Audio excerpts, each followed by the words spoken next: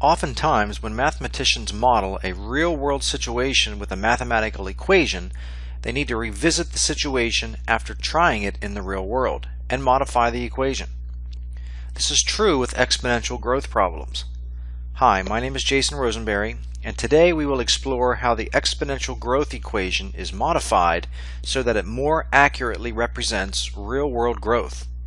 Let's start by learning a technique that will enable us to solve the modified equation. Partial fraction decomposition with distinct linear denominators. If f of x is equal to p of x over q of x, where p and q are polynomials with the degree of p less than the degree of q, and if q of x can be written as a product of distinct linear factors, then f of x can be written as the sum of rational functions with distinct linear denominators. Let's apply this concept to an example. Find the values of a and b that complete the partial fraction decomposition. X minus 13 over 2x squared minus 7x plus 3 equals a over 2x minus 1 plus b over x minus 3. So here's our equation, and we want to find the a and the b that make this a true statement. And I want to also point out, notice they have taken this denominator and they have factored it into two distinct linear factors. So let's begin by multiplying both sides of this equation by a common denominator, which will be multiply both sides of the equation by 2x minus 1 times x minus 3. Both sides, 2x minus 1 times x minus 3.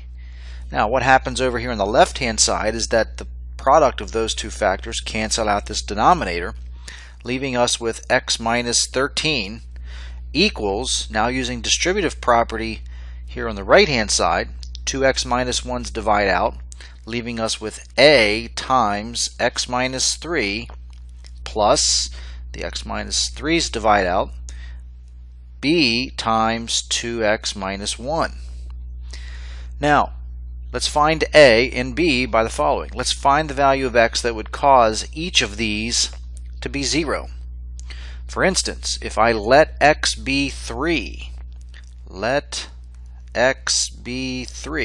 what happens on the left hand side?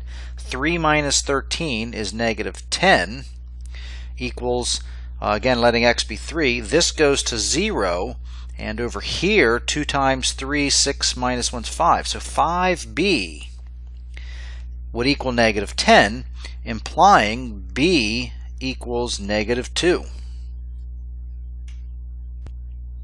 Now to find a, let's let x equal 1/2. Again, why am I letting x equal 1/2? It will cause this factor to be 0, knocking out the b.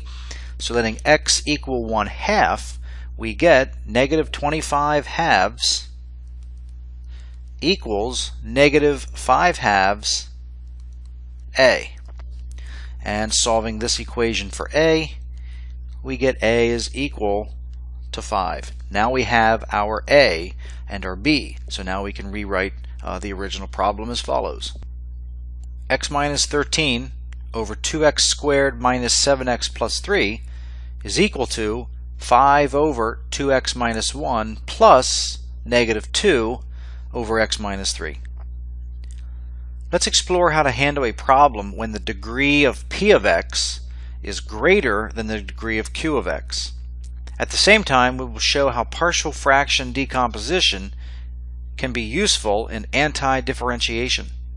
Evaluate the integral 2x cubed over x squared minus 4 dx. The first step, using long division, we will write this fraction as a quotient with remainder. So we're going to divide x squared minus 4 into 2x cubed. So after our long division process, we can see that the quotient 2x cubed over x squared minus 4 can be rewritten as 2x plus 8x over x squared minus 4. So now let's go ahead and make that substitution. So we now have our integral rewritten as the integral 2x plus 8x over x squared minus 4 dx. Now we'll integrate each term, giving us the integral of 2x dx plus the integral 8x over x squared minus 4 dx. This one's pretty straightforward. The antiderivative of 2x dx would be 2 times x squared over 2, which is just x squared, plus some constant, which will combine constants at the end, plus the antiderivative of, factoring the bottom, x squared minus 4 is x plus 2, x minus 2, and we have this 8x on top, dx.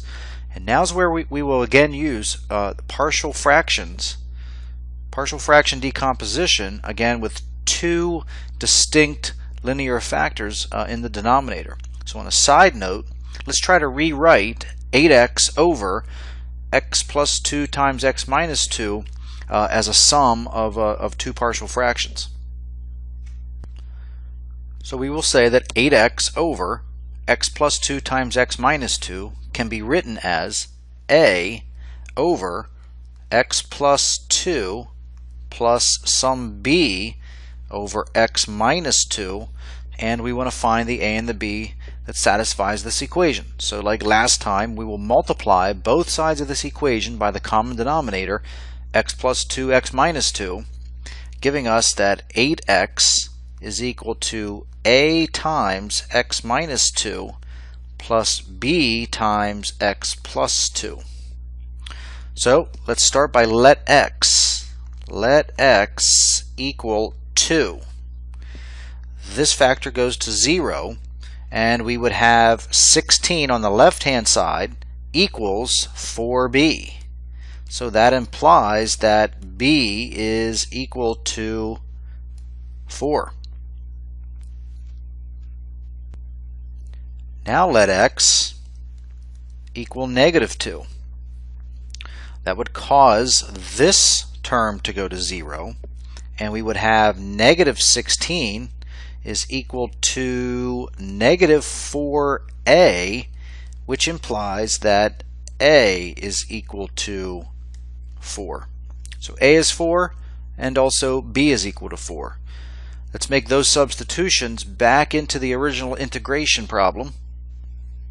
So where we currently are at is that we know the original problem, which was rewritten as this, is now equal to x squared plus the antiderivative of our new expression with our substituted a and b values of 4 in, 4 over x plus 2 plus 4 over x minus 2 dx.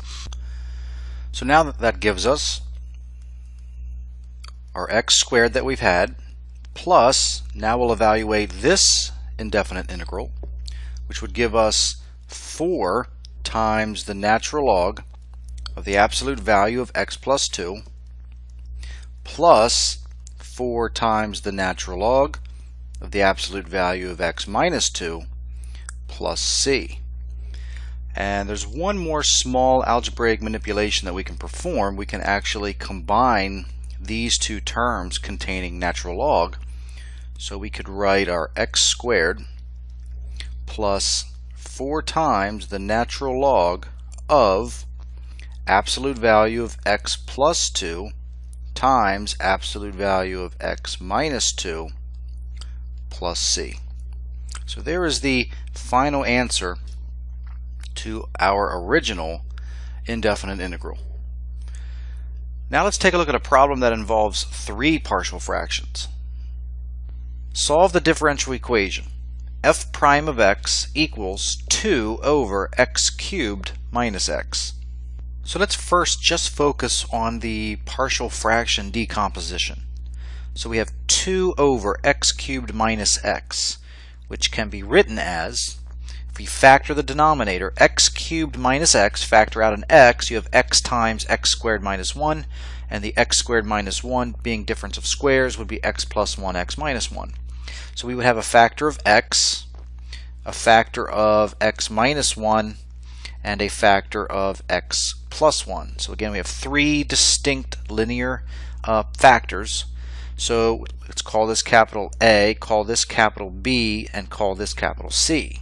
And again, now we need to find A, B, and also C. So now, multiplying both sides by common denominator, which would be x, x minus 1, x plus 1, we would have 2 is equal to A times x minus 1 times x plus 1 plus B times x plus 1 plus C times x minus 1. And now let's choose values of x that cause these factors to go to 0. So let's start by letting x be 0. So if you let x equal 0, make that substitution, you will get negative a equals 2. Therefore, a is equal to negative 2. So we have our a value. To find b, we'll let x equal positive 1. Making that substitution, we get 2b is equal to 2. Therefore, b is equal to 1. And to find c, let's let x be negative 1. Making that substitution, we get 2c is equal to 2, so c is equal to 1. So now we have our a, our b, and our c values, and we will now make that substitution. So making that substitution, f prime of x, which is 2 over x cubed minus x, can be rewritten as negative 2 over x plus 1 over x minus 1 plus 1 over x plus 1. So to solve the differential equation, to find f of x, we will now find the antiderivative of f prime of x, which we're using our new partial fraction expression for. So now we'll simply integrate each term with respect to x. So when we integrate negative 2 over x, that would be equal to negative 2 times the natural log of absolute value of x plus the antiderivative of the next term, 1 over x minus 1, would be natural log absolute value of x minus 1 plus the last term, antiderivative would be natural log of absolute value of x plus 1 and plus some constant c. And again, using the laws, rules of logarithms, we can rewrite this as a compact answer. We could write this as the natural log of absolute value of x to the negative 2 times the absolute value of x minus 1 times the absolute value of x plus 1 plus some constant c. Now it's time for you to try a problem. Find the values of a and b that complete the partial fraction decomposition 16 minus x over x squared plus 3x minus 10 equals a over x minus 2 plus b over x plus 5. Pause the video while you work on this problem. When you are finished, restart the video to check your solution. So let's find a and b. Multiplying both sides of this equation by the common denominator x minus 2 times x plus 5 would then yield the equation 16 minus x equals a times x plus 5 plus b times x minus 2. Now we'll start by letting x be 2 and making that substitution. We get 7a is equal to 14, which implies a is equal to 2. Now let's find b. Let's let x equal negative 5. Making that substitution yields negative 7b is equal to 21, which implies now that b is equal to negative 3. And now we'll substitute our values for a and b into the expression. So 16 minus x over x squared plus 3x minus 10 is equal to 2 over x minus 2 plus negative 3 over x plus 5. So now we can turn our attention to logistic growth. The logistic differential equation. Exponential growth can be modeled by the differential equation dp dt equals kp for some k greater than 0. If we want the growth rate to approach 0 as p approaches maximal carrying capacity m, then we introduce a limiting factor of m minus p. So the equation becomes dp dt equals k times p times the factor m minus p. Let's take a look at what the graph of this logistic differential equation would look like. What we have here is a graph that shows the growth increasing as we would expect, but then take a look at what happens. It starts to approach some horizontal asymptote, meaning it gets closer and closer and closer and closer, but will never touch, and that value of our horizontal asymptote ends up being that maximal capacity. One other piece of information to point out is notice that the midpoint between 0 and our maximum carrying capacity, the midpoint value, is also the place where we have the fastest growing. It's the steepest part of the curve, the fastest growth of whatever the situation is. Let's work an example of where we can use this equation and this graph to help us solve a logistic equation problem. Using the logistic equation, dp dt equals 0.0002p times the quantity 1200 minus p, where t is measured in years, find the a, carrying capacity of the population, b, size of the population when it is growing the fastest, and c, rate at which the population is growing when it is growing the fastest. Let's start with part A. What's the carrying capacity of the population? This problem isn't bad at all, because right here sits our m value, and the m value is the carrying capacity. So the answer to part A would be 1200. Part B. Find the size of the population when it is growing the fastest. Part B isn't that bad as well. Recall from the previous slide, the graph that I showed you. I told you that the midpoint between 0 and the m value, there's the value where it's growing the fastest. So the midpoint between 0 and 1200, the m value would be 600. So answer to part B, size of the population when it is growing the fastest, would be 600. Part C, find the rate at which the population is growing when it is growing the fastest. So for part C, we know that the population when it's growing the fastest from the answer to part B is 600. We will simply substitute that value into the dp dt equation, giving us the rate of growth. So when p is equal to 600, then dp dt equals 0.000, oops, too many zeros, no, we didn't need 3, 0002 times 600 times 1200 minus 600, which is 600, and when we multiply those three together, we get 72. So the population is growing at a rate of 72 this year. And here's why we're saying this year.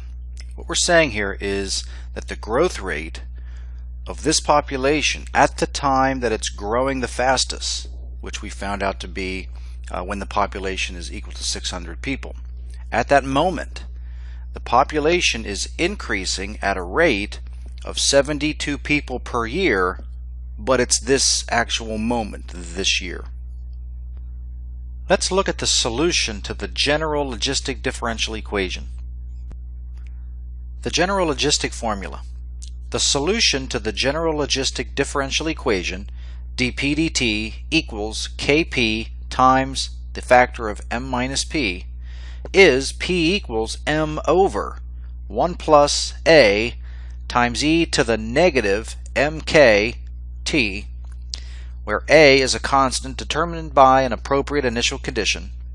The carrying capacity M and the growth constant K are positive constants. We are going to revisit logistic regression, making use of our additional understanding.